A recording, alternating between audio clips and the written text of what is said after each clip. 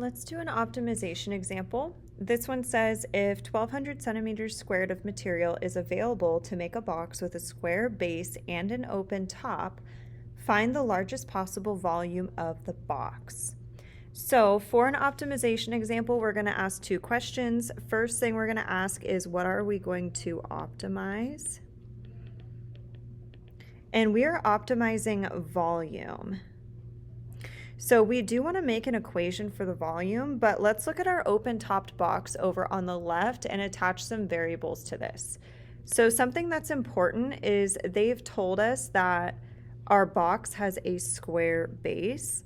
So when I'm labeling my box, I'm going to make my base have the same dimension. So I'm just going to say x and x. The height could be the same length as x, but we don't know, so I'm just going to name that y. So my volume of this box, it's usually length times width times height. So this is going to be x times y, or just x squared times y. That's what we're optimizing. We want the largest possible volume. I also want to know what my constraint is. And my constraint is that I have 1200 centimeters squared of material to make my box. So keep in mind that is going to be surface area, because imagine bending your material and constructing a box.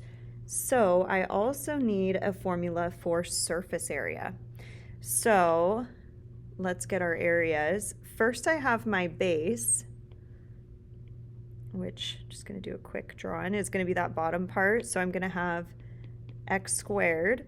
That's going to be the area of that base. I also have let's see, these two sides, and both of those, and the front and the back, I should say. So I have all four sides are going to be x times y. So I have plus 4xy. And then notice it also said that we have an open top. So I don't need to use my 1200 centimeters squared of material to create a top. So I have my final surface area equation.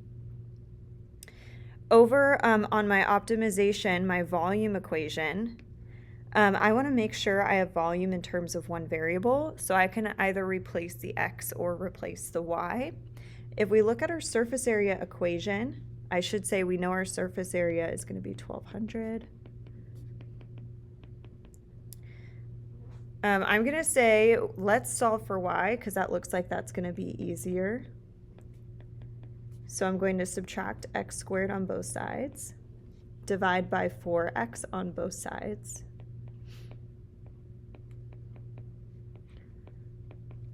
And I'm going to replace this expression with y in my volume equation.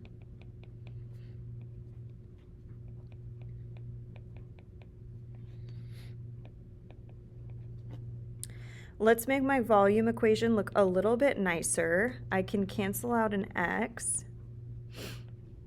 I have, and I'm going to distribute the remaining x. I'm going to split this into two separate fractions. 1200 divided by 4 is 300. And I have 1/4 x cubed. So here is my volume equation in terms of x, which is one of my dimensions. Because I want to know the largest possible volume, I need to know where that maximum is. And in order to do that, we need to find the critical value. So that means I need to take my first derivative. So I'm going to take the derivative with respect to x on both sides of the equation. So on the left side, I get dv dx. On the right side, I get 300 minus 3/4 x squared. Like we said, I want to know where my maximum is, so I need to find the critical value of the equation. So I need to set my derivative equal to 0 and solve for x.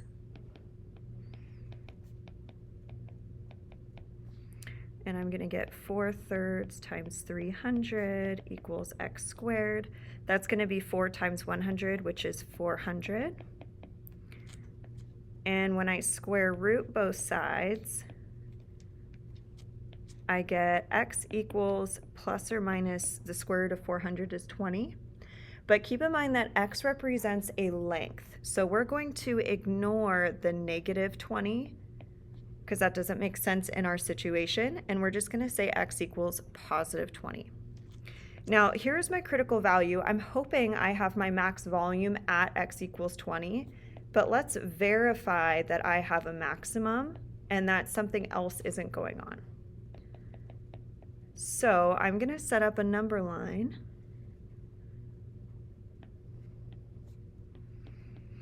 So at 20, I know that dv dx equals 0. And we don't want a negative length, so I'm going to say we're going from 0 to 20 and then 20 to as large as we want. So let's test a number in between 0 and 20. Maybe let's pick 1 because that's pretty easy. And I'm going to plug into my dv dx. So I have 300 minus, it's going to be 3/4 times 1. I don't need the exact number, I just need to know whether it's positive or negative.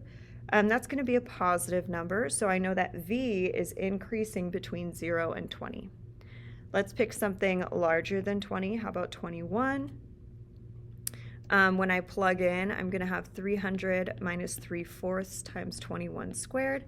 And I'm just going to tell you that when you simplify this second term, that's going to be larger than 300. So 300 minus that larger term is going to be negative. So here we have verified that v of x increases and then decreases, and I know I have a relative maximum at x equals 20. So we've decided we do have a max at 20. Now let's make sure we're answering the question. Notice it says that we want the volume, largest possible volume. So I'm going to steal my volume equation. Let's put it at an easy part. I want this volume equation.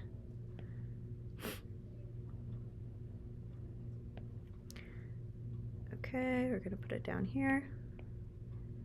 And I know that I have my max volume when x equals 20. So let's plug in 20.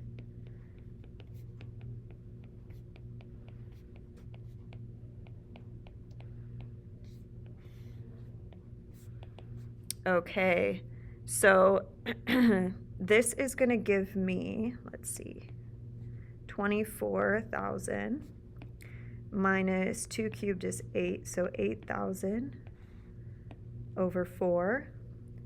24 minus 8 is 16,000 over 4, which is 4,000.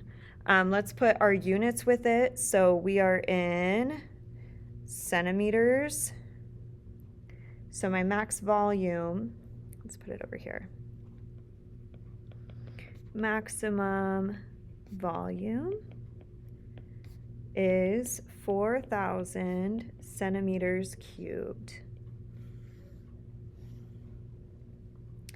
And that is our answer to this optimization question.